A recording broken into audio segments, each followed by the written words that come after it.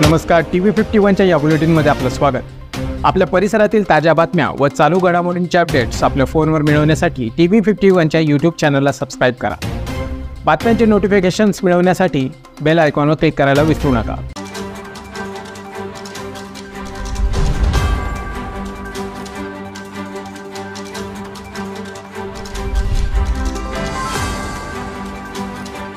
रियायती दिला नाही, रियायती दिला नाही, गुन्हेगाराला फाशी, गुन्हेगाराला फाशी।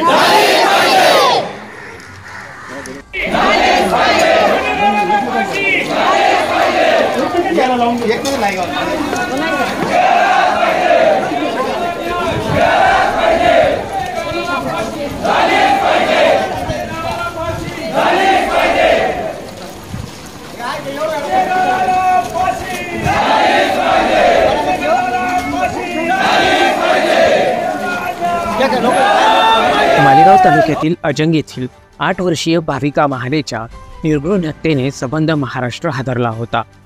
या अमानुष कृत्याचा निषेध आणि भाविकाच्या आत्म्याला श्रद्धांजली वाहण्यासाठी मालेगाव तालुक्यातील वडेल गावात कॅन्डल मार्च आयोजित करण्यात आला होता। 13 मे रोजी भाविका घरात झोपलेली असताना अज्ञात व्यक्तीने तिचे अपहरण करून निर्घृण खून केला होता। 15 तारखेला सकाळी मोसम नदीच्या काठावरील एका विहिरीत भाविकाचा मृतदेह आढळून आला।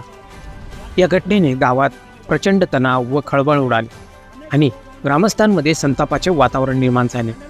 पंचक्रोशीतील संतप्त ग्रामस्थांनीच एकत्र येत रास्ता रोको करत आरोपीला पकडण्याची मागणी केली।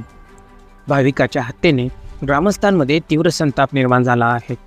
25 मे रोजी रात्री 8 वाजता हजारो नागरिक, महिला, लहान मुले एकत्रितपणे वडेल गावात कॅन्डल मार्चमध्ये सामील झाले। भाविकाला आणि तिच्या कुटुंबाला न्याय मिळावा अशी मागणी करत भाविकाच्या फोटोसह पोस्टर्स, बॅनर घेत नागरिकांनी आरोपीला फाशी झालीच पाहिजे, रिया दीदीला न्याय मिळालाच पाहिजे, आरोपींना फाशी द्या, रिया दीदीला न्याय द्या अशा घोषणा दिल्या। पोलिसांनी या प्रकरणी त्वरित तपास सुरू केला होता आणि विशेष पोलीस पथक तयार केले। तांत्रिक विश्लेषणातून 2 आरोपींना पोलिसांनी अटकही केली आहे। प्राथमिक तपासात असे दिसून आले की भाविकाच्या कुटुंबाशी पूर्ववैमनस्य असल्यामुळे त्या गोष्टीचा वचपा काढण्यासाठी तिचा खून करण्यात आला होता। पोलीस या प्रकरणाचा अधिक तपास करत आहेत। भाविकाच्या मृत्यूने तिच्या कुटुंबावर दुःखाचा डोंगर कोसळला आहे। भाविका एक हुशार आणि चुणचुणीत मुलगी होती। तिच्या अकाली मृत्यूमुळे गावातील प्रत्येकाला वाईट वाटत आहे। ग्रामस्थांनी आरोपींवर कठोरात कठोर कारवाई करण्याची मागणी केली आहे। दरम्यान पोलीस आणि प्रशासनाने या प्रकरणी शांतता राखण्याचे आवाहन केले आहे। तसेच नागरिकांनी कोणत्याही अफवांवर विश्वास ठेवू नये असेही सांगितले आहे।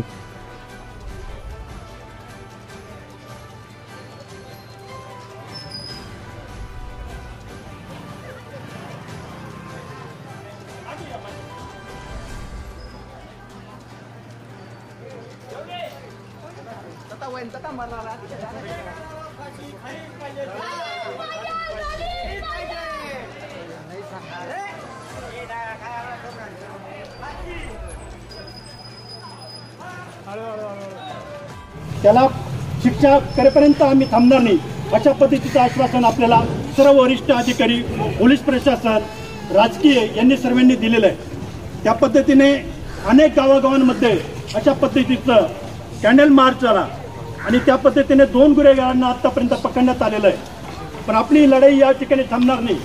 आपण पुन्हा एकदा मी सांगतो की आपण कुठल्याही समाजाच्या विरोधात नाही। अजंगमडेमध्ये अनेक समाजाचे लोक राहतात, गुन्ह्या गोविंदाने राहतात, पण ज्या प्रवृत्तीने एका निर्घात बालिकेला, तिला शाळेत अतिशय हुशार असताना अशा पद्धतीने झोपेत असताना जी निर्घृण हत्या केली, त्या हत्येच्या विरोधात आम्ही आहोत। आणि अशा पद्धतीने कधी कधी राजकीय याच्यातनं फायदा होण्यासाठी, मतांच्या राजनीती करण्यासाठी अशा बऱ्याच गोष्टी दाबल्या जातात। महाराष्ट्रात गावागावामध्ये, खेड्यामध्ये अशी कुठलीही गोष्ट दाबली जाऊ नये, तिला चालना मिळावी।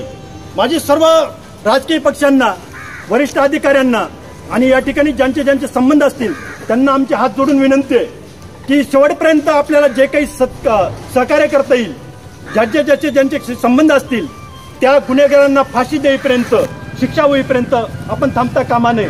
नाही तर अनेक प्रकारच्या महिलांना, अनेक प्रकारच्या रिहांना अशा पद्धतीने मारून टाकलं जाईल, त्यांना जन्माला सुद्धा येऊ देणार नाही, अशा गोष्टी घडत राहिल्या. तर म्हणून गुन्हेगाराला ही फाशी झाली पाहिजे, शिक्षा झाली पाहिजे आणि फास्ट कोर्टामध्ये ती केस गेली पाहिजे. आमची पोलीस प्रशासनाला विनंती आहे की दोन्ही गावांनी आपल्याला अतिशय चांगलं सहकार्य केलेलं आहे. कुठेही गालबोट आपण लावलेले नाही. शांततेच्या मार्गाने या ठिकाणी आपण निरोप दिल्यानंतर सर्व या ठिकाणी आला. तसं तर आभार मानण्याचं काही कारण नाही. आपल्या कुटुंबातलीच ती व्यक्ती होती. ही काही एखाद्या कुटुंबातली व्यक्ती नाही. एका निर्घात बालिकेची अशा पद्धतीने हत्या करण्यात आली, त्याच्या विरोधात आपण आहोत. आणि या गोष्टीला ज्या मंडळीला जसं सहकार्य करता येईल, जशी चालना देता येईल, आपल्या दोघं गावाचे सरपंच असतील, चंदनपूरचे सरपंच असतील, त्यांचं सुद्धा चांगलं सहकार्य ते वेळोवेळी प्रशासनाला त्या बाबतीत जागृत करतील आणि या गोष्टीला शिक्षा होईपर्यंत आपण थांबता कामा नये. आणि म्हणून ही शिक्षा झालीच पाहिजे. आणि म्हणून एकदा फक्त शेवटची घोषणा देऊया आणि या ठिकाणी थांबूया.